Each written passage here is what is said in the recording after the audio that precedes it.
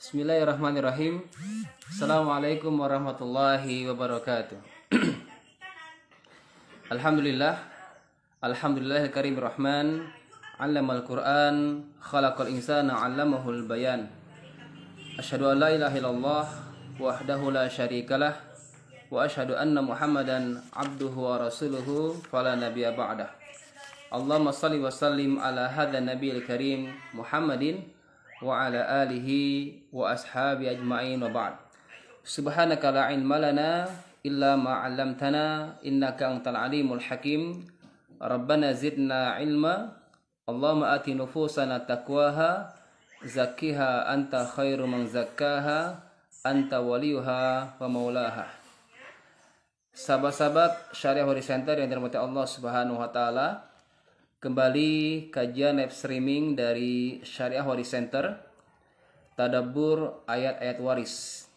Alhamdulillah telah kita lalui beberapa ayat sebelumnya. Mungkin kita akan mereview ulang. Pertama di ayat kedua, ya. Mohon maaf, di ayat di ayat kedua, di mana Allah Subhanahu wa taala memerintahkan kita untuk memberikan hak anak yatim, harta-harta mereka.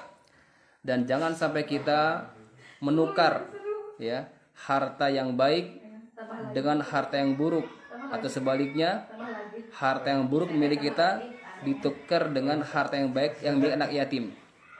Mentang-mentang anak yatim, gitu kan, ya, lemah dan sebagainya, kita tukar harta kita dengan harta mereka. Ini Allah larang. Wala tatabaddalul khabitha bit-thayyib. Kemudian larangannya juga wala ta'kulu amwalahum ila amwalikum innahu kana huban kabira. Jangan sampai kita memakan harta anak yatim. Ini di ayat kedua. Kemudian loncat ke ayat 4, ya. Ke ayat 5, mohon maaf, di mana Allah Subhanahu wa taala melarang kita untuk memberikan aset harta kepada orang yang tidak cakap, ya. Wala tu'tus sufaha. Jangan kau serahkan harta ini kepada sufaha. Sufaha ini banyak macamnya, ya. Kesimpulannya adalah orang yang tidak pandai secara finansial, manajerial, memanage keuangan, baik itu karena sifat borosnya atau mungkin karena indikasi berupa sifat tercela, mungkin suka berjudi, gitu kan, ya, atau mungkin karena dia belum balik, atau juga hilang akal, dan masih banyak kemungkinan yang masuk kategori kelompok as-sufaha. Allah di sini larang kita menyerahkan. Larangan di sini bukan berarti kita menahan haknya, tetapi tidak memberikan harta tersebut kepada mereka, tapi kita kelola dengan amanah dan profesional. Kalau kita serahkan kepada mereka, ini khawatir, ya, mereka manfaatkan atau mereka gunakan pada hal-hal yang tidak bermanfaat. Nah, maka dari itu Allah larang kepada para wali harta, ya. Mungkin bagi ibu yang ditinggal suaminya, meninggalkan anak-anak yatim, maka ibu sebagai istri atau sebagai ayah, sebagai orang tua dari anak yatim tersebut, ya, berhak untuk menjadi wali harta anak-anak ibu, ya. Maka kelolalah, jangan berikan harta itu kepada mereka sebelum mereka cakap, ya, cakap dalam pengelolaan harta. Itu di ayat kelima. Ayat keenam, ini baru kita serahkan harta-harta anak yatim ini ketika sudah dinilai mereka cakap dalam pengelolaan harta. Wa batalul yatama hatta idza balagun nikah fa in anastum minhum rusydan fadfa'u ilaihim amwalahum. Ketika sudah dinilai kecakapan dalam manajerial harta, maka serahkan hak mereka. Nah, maka ada catatan, ada report, ada laporan, ya, pengeluaran dan pemasukan, gitu kan, ya.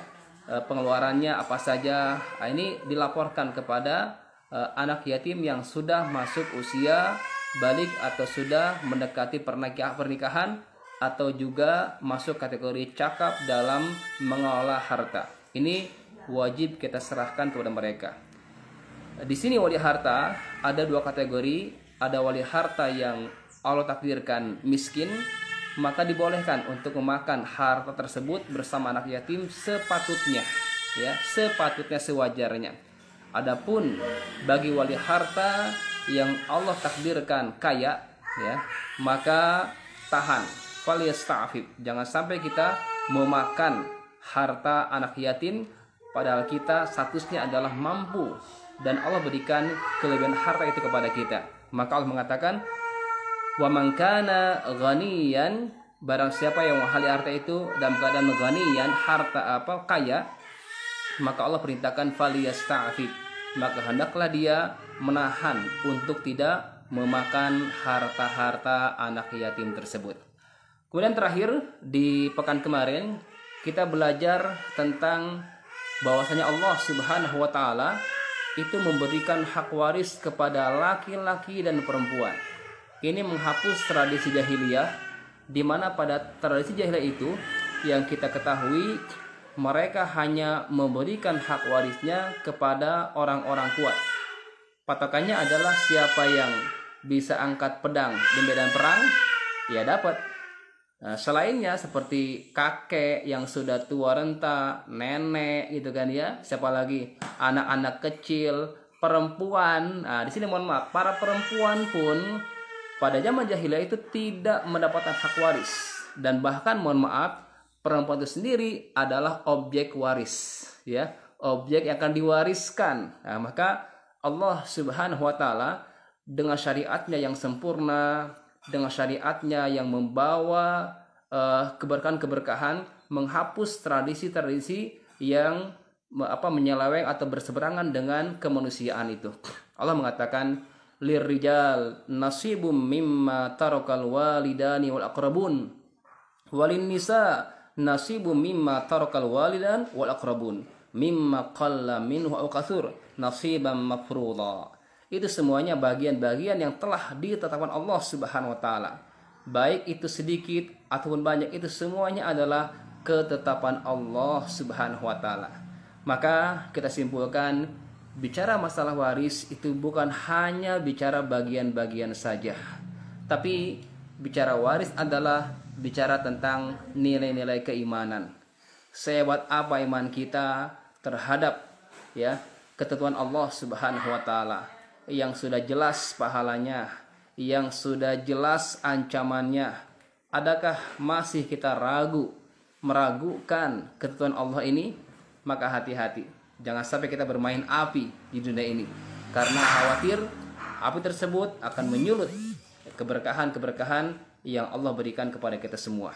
Ini ayat yang terakhir yang kita tadabburi, dan insyaallah biidznillah taala dengan izin Allah Subhanahu wa taala kita akan masuk ayat ke-8 dari surah An-Nisa. Saya bacakan ayatnya. A'udzu billahi minasy syaithanir rajim.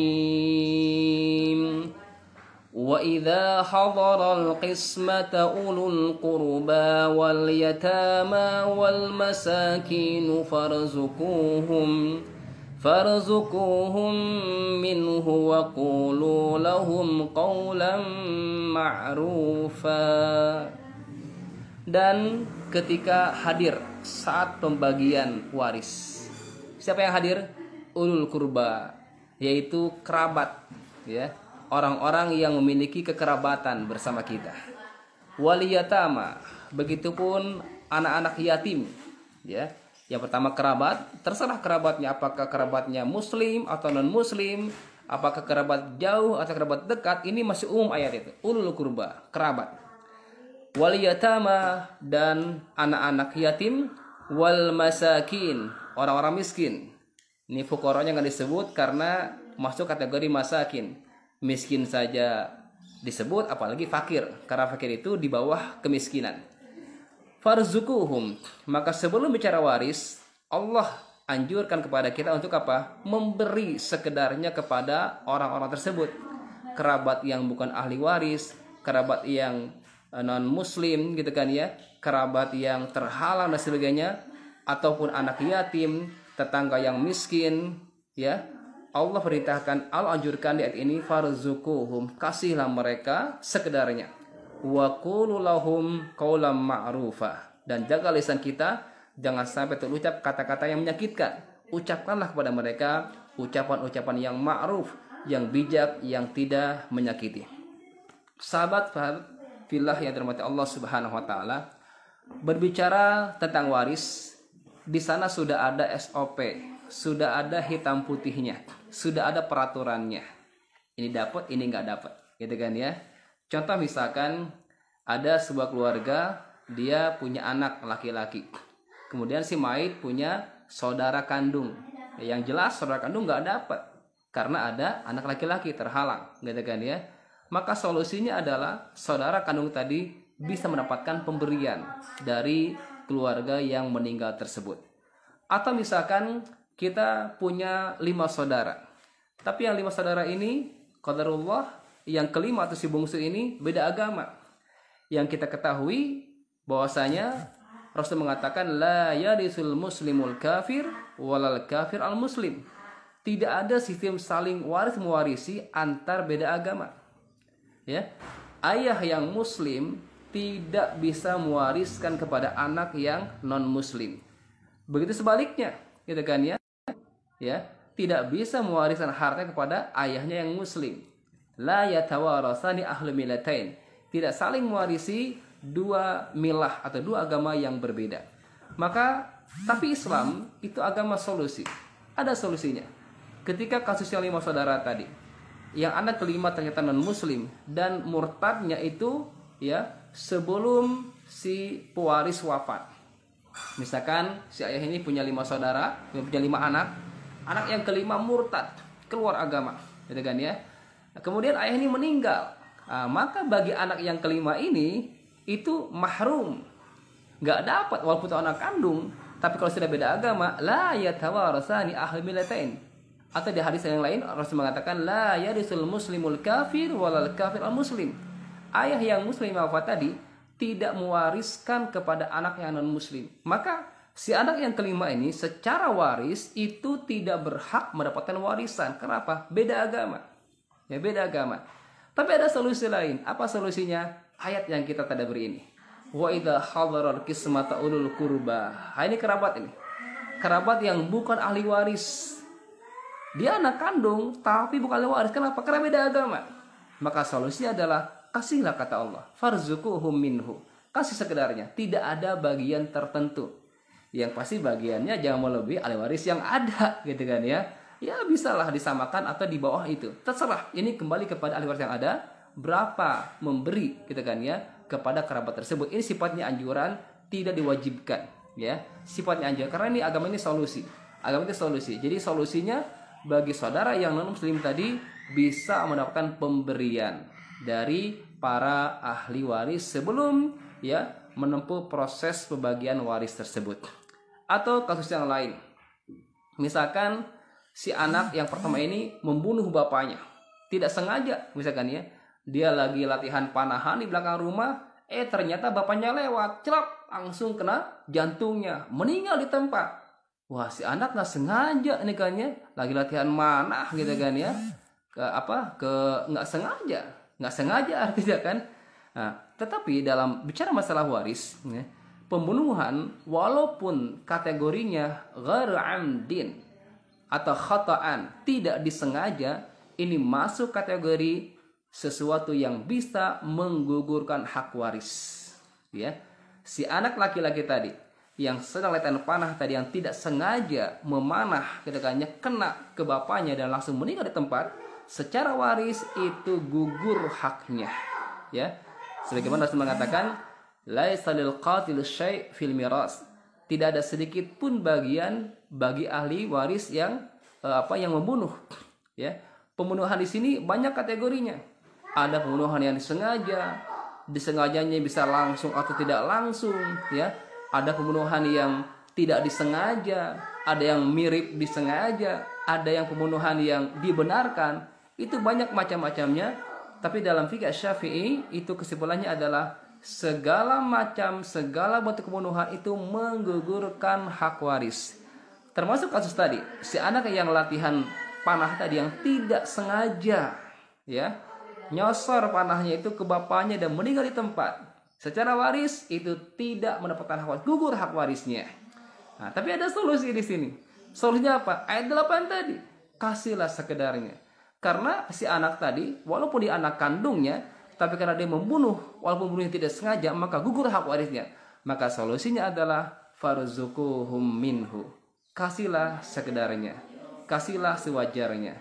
Daripada apa? Dari bagian ahli waris yang ada. Ini solusi-solusi yang diberikan oleh syariat Islam kepada orang-orang yang bukan termasuk kategori ahli waris dengan berbagai kategorinya. Ada yang kategori terhalang karena ada ahli waris yang layak, ada kategori yang non muslim karena gugur hak warisnya, ada kategori ahli waris yang membunuh gitu kan ya, gugur hak warisnya.